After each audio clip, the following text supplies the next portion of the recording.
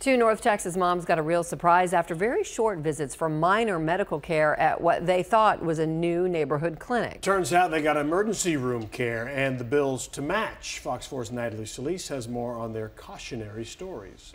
It's just a spasm going up my back, like someone's just stabbing me. Angela Ponce had a back spasm after running the Dallas Rock and Roll Half Marathon last month. She went to the Preston Hollow emergency room in Dallas at Central Expressway and Walnut Hill. Then the doctor came in after a little while, spent about 5 minutes with me, asked me about 3 questions and told him, what was going on. And he gave me heavy narcotics. Her back improved, but she says the real pain came a few weeks later when she got the bill. Ponce received one for $510 after insurance, and there's still another on the way from the physician, which she's told will be several $100s.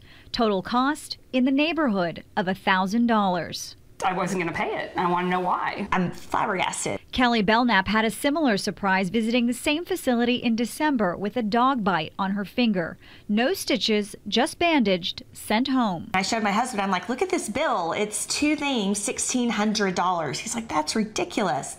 Well, then I got a second bill for the doctor, and that was $400. So a wound that they didn't even stitch, that they just cleaned out, literally, was $2,000. The signage that we have on the building clearly indicates that we are an emergency room. This is an x-ray. Jennifer Lanza is Director of Operations for Preston Hollow Emergency Room. She says it's up to consumers to know the differences between standalone emergency rooms, which are on the rise, and urgent care clinics. By our regulations, we have to have certain things available on site 24 hours a day. That means ER certified doctors and nurses all day, every day, plus on-site x-ray, ultrasound. Is this something you'd find at an urgent care? No.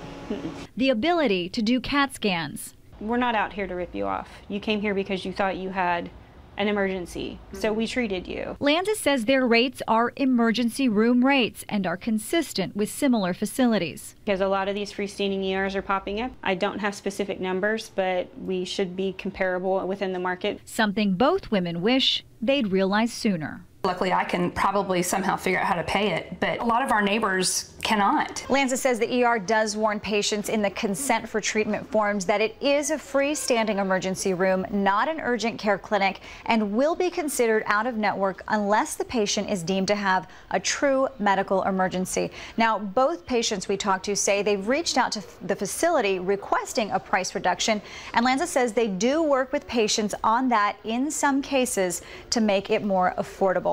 Now, the bottom line, if the standalone facility says emergency room, then it's equipped to handle more serious cases and may not be the best place for minor medical issues when it comes to cost. Natalie Solis, Fox 4 News.